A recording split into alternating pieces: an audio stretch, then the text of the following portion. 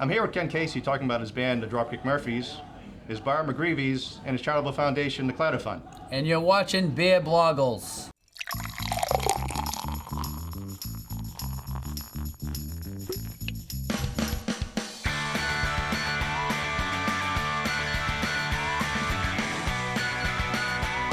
Dropkick Murphys' name, a lot of people probably ask this first question. There was a place called Bellows Farm, which was run by a guy named John Dropkick Murphy.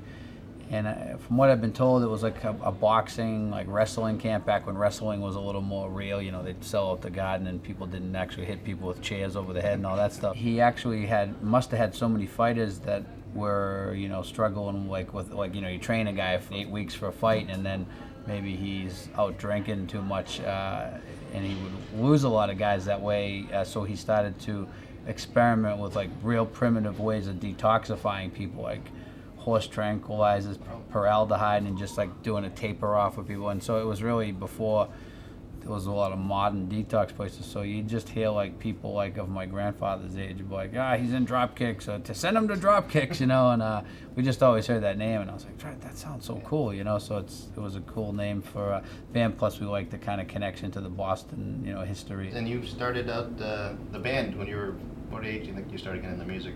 Well, I mean, I've been doing the music my whole life and promoting shows and going to shows, but I actually never picked up an instrument until I was probably 24. It was at this time one of Casey's co-workers challenged him to open for his band with just a short time to prepare. My band has a show in 3 weeks. I dare you to open for us. And so I picked up an instrument on 3 weeks, and we started a band. Yeah. You know, I guess I'm that type of person that would probably never have been motivated enough to do it unless someone said, you gotta learn how to play an instrument in 3 weeks and write some songs. The song Barroom Hero was the first song ever written, and that was written about one day after the dare. When did you start kind of feeling that the band was going to be something you can continue to do successfully? Is that kind never, way into it, never thinking of it as a career. It was kind of like just, you know, one step in front of the other. In the early days, touring could be quite an adventure. We had an old MBTA, you know, those old vans of the ride with the high things, and we bought one of those at an auction that had like 200,000 miles on it. It was horrible. And we had these bands from California out, and we were driving them to the airport, and we took off the roof onto one of the low overpasses at the airport, and the thing was peeled back like a can, but we had no money. We toured in it for another 2 years, and when it would rain, I'd have to sit in the passenger seat and hold an umbrella over me, and Rick, who was the guitar player, and he would do the driving, you know. No regrets, all this stuff was fun. And no, I'd never do it again. I'd say, what, I gotta drive another 10 hours today, another 10. But it was fun, you know. Back then we'd go for 9 weeks straight, you know what I mean? We were, most of us like were married or whatever, and it was just like, oof, man, crazy. Were you married then? Yeah, I got married. I got married 3 months before I started the band, so it was kind of like, you know, you didn't really know what you were getting into there, you know. A lot of ways. I mean, what does the missus say? You know, you know, I had so much support from family. My father-in-law, who was an intimidating guy to have to say, I just took your daughter's hand in marriage, and now I want to quit working for you and quit my job and quit school and go do this band. And you know, he said, go for it.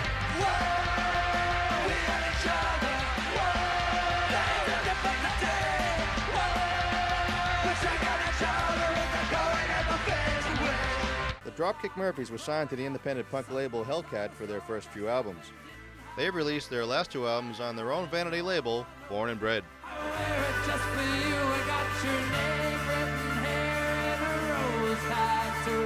Their latest album, signed and sealed in blood, featuring the song Rose Tattoo, will be released in January. You have a certain number of songs ready to go? Yeah, we got 15 songs ready to go, and we're very excited. Kind of the theme of this one is just almost just like fun, like just fun punk songs. We're very fortunate to have, you know, an audience that buys the stuff, and you know, it's a core audience. You don't need to go out and mass market like some people do.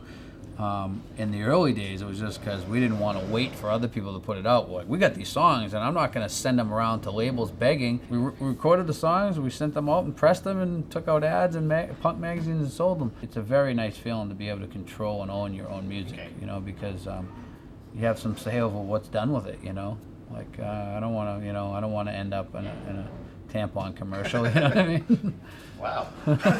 What song would work for that? Yeah, I don't Any know. suggestions for tampon companies? Kiss me. I don't know. I play in a band. We're the best in the land. We're big in both Chelsea and France. In the beginning, the band played a lot at the Rathskeller, a now defunct basement rock club in Kenmore Square, which was known simply as the Rat. Going from like the Rat or different places to play in Fenway Park is probably still mind-blowing. The Rat is crazy that the back door of the Rat looks over at Fenway. Oh. If you ever asked when we were playing the Rat, you know, you think you'll ever play Fenway, it would be like, I probably would have said, I don't even want to play Fenway. I don't know what I would have said. In September of 2011, the band played 2 sold-out shows at Fenway Park. And I mentioned the Fenway show, and then of course the annual St. Patrick's Day shows. What does that mean to you as far as the hometown fans? It's cool. It's, you know, when you're in a band and you tour all the time, you know, one of the things you miss out on is seeing like friends and family that you might want to see, and it's like this is your life. Everyone comes to you, you know, in that 1 week, which is great.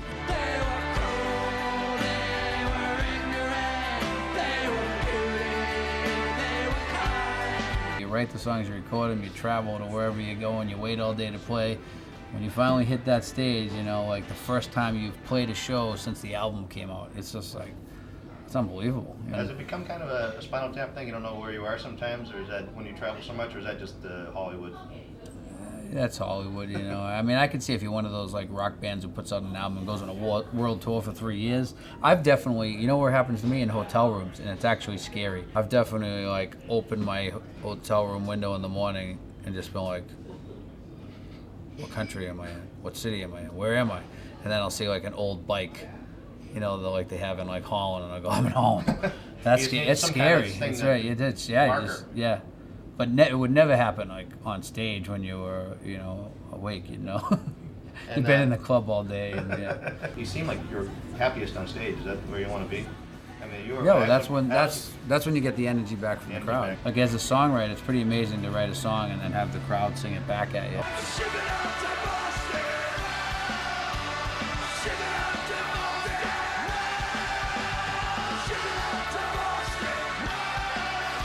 Shipping Up to Boston, for example, was just like, you know, we actually had the music to that song written in the lyrics of Woody Guthrie, and I had been down to the archives and taken a bunch of his unpublished songs that he had never recorded, and they never even knew what the music was. And the minute we started playing that song, and that was, you know, in some pile of notes somewhere, and I went, "Oh, give me this song!" And it was like, you know, the music was.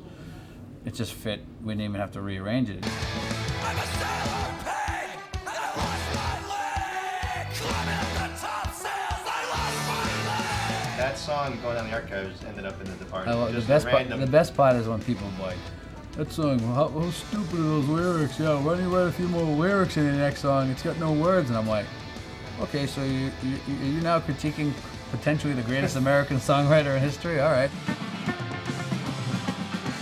Your decade of success or so, the last 10 years, kind of coincided with the sports teams really kind of winning championships in abundance. It's a good time to align yourself with them. Yeah. Any Boston sporting event we've ever played at or been on the field, sung an anthem, or we're I think we're 13 or 14 and all. Lucky charm in a way. Stanley Cup champion Boston Bruins. Believer in like fate, things just kind of worked out for you in a reason, or just, I mean, obviously hard work, but things happen. Oh yeah, no, you gotta be in the right. You gotta be kind of lucky. You know? Yeah, absolutely. I mean, just right place at the right time. Doing Tessie the year they won in 86 years, I call that some lucky fate right there. 2, 3, 4.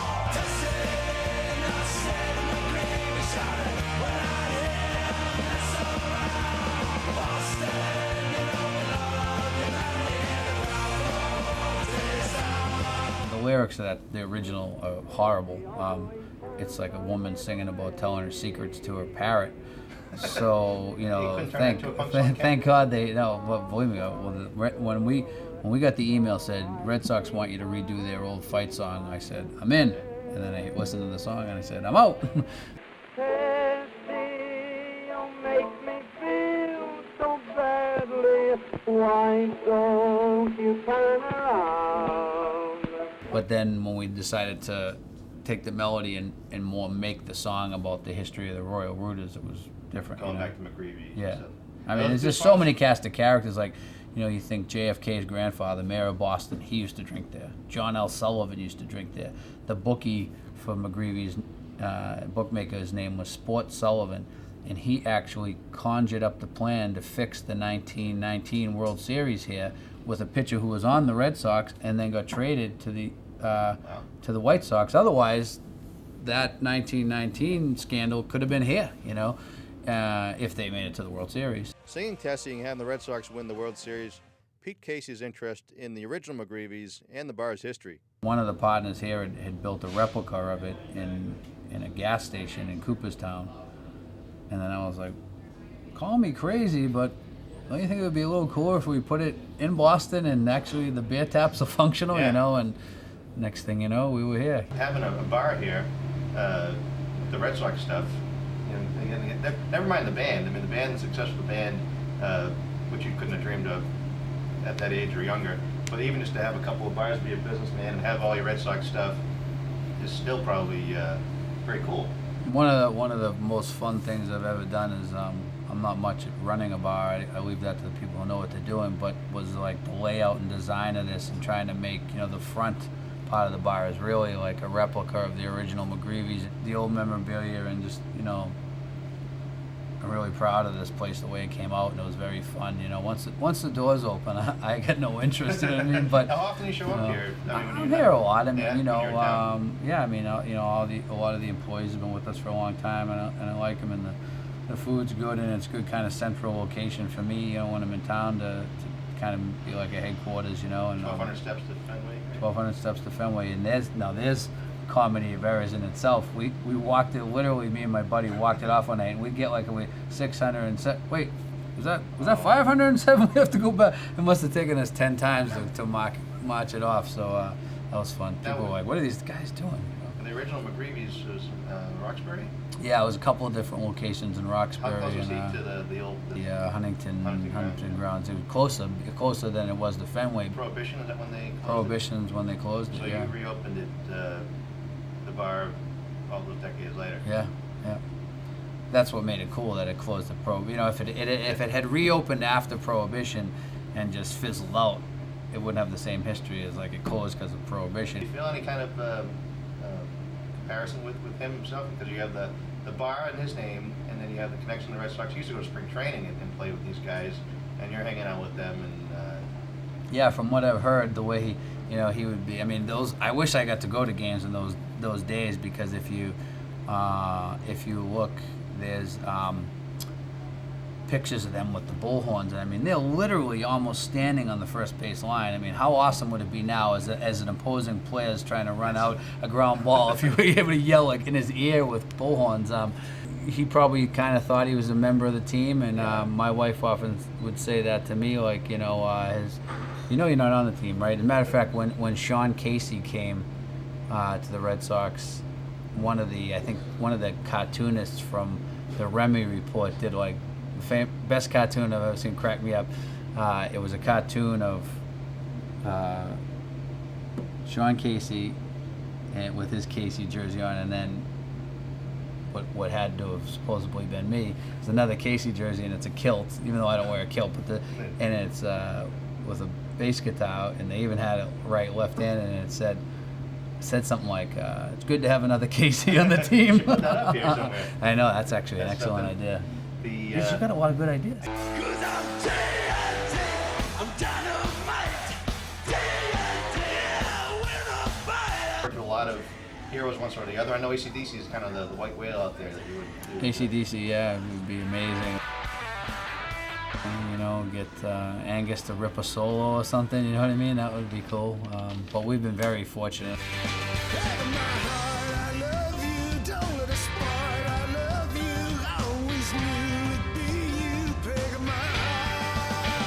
When Bruce recorded with us and came to play with us live, the Peg of My Heart, both my grandmothers are named Peg, and one of my grandmothers was there, and he walked her out on the encore and gave her a big kiss. It's like, we lived with my grandparents when I was younger, and I put them through a lot of heartache in my teenage years, and to be able to, now it's like, the slate is clear, you know what I mean? Bruce Springsteen gave you a kiss on the cheek, I can do no wrong, I got to the point now you've hung out with your sports Bobby Orr for people that you admire, to play music you enjoy, and now you want to give back. I think it's the nature of what we do. Ken and his bandmates and their families had always supported various charities by signing CDs or playing acoustic shows. In 2009, the band decided to found its own charitable foundation, the Claddagh Fund. Bobby Orr actually is the one that said to me, he said, you run around doing all this stuff scattered for every little cause. You got to channel and capture the imagination of your fan base, and you'll do 10 times more than you would, doing all these other causes. I mean, the money we raise, we give to the causes that we would have been helping otherwise anyway, and he was exactly right. The charity has branches in Boston, Philadelphia, Washington, D.C., and New York. We focused on children's charities, supporting, veterans returning home, and alcohol and substance abuse programs. Fans got behind it, I think, now all told, we've probably, in all the other cities, and I think we've probably raised like $1.5 million over that, and it's like, in 2 years or 3 years, and it's just like, man, but you can't do that without the help of the army of fans that we have, which is amazing. Claddagh was an obvious thing because of friendship, loyalty, love and loyalty. Yeah, I mean, you got to draw on all the charitable work. When you think about it, you're really drawing on all that. Obviously, love, if you don't have that in your heart, why would you waste time doing charity work? Friendship and loyalty, it's like, I'm calling on all my friends. I'm calling in all my markers to try to, to try to make, stuff happen, and they're all there for me and all there for the cause. And it's no day never. Ken is a family man first and foremost, with his wife and 3 kids taking center stage, but he is also sincerely grateful to the fans of his band and very happy to interact with them. People, the fans are just so nice and friendly and supportive, and people sometimes will say, oh, does it bother you when people want to take pictures? I go, no, they're like people I would hang out with. They want to shake your hand and say hi, and you want to talk to them and get the feedback. We spoke for a long time, and he had a lot of interesting stories to tell, so I asked him this question. Is there a book down the road? A couple of people have asked about a book. Yeah, I think it could be funny. I mean, I'll say, too boring to have a book, and then I'll be riding around with people, friends, and they'll go, you could either write a book or have a reality show, not from any crazy stuff happening, but there's just always it's almost like a comedy of errors. Too much going on, and you're trying to do this, and something's always going wrong. Murphy's Law, Yeah. I'm happy that I've had the opportunities I've had to go down different paths, and gone down many different paths. I don't know how I got on all those paths. Maybe one day Ken will write that book. For now, this has been part of his story and that of the Dropkick Murphys. Thanks for watching.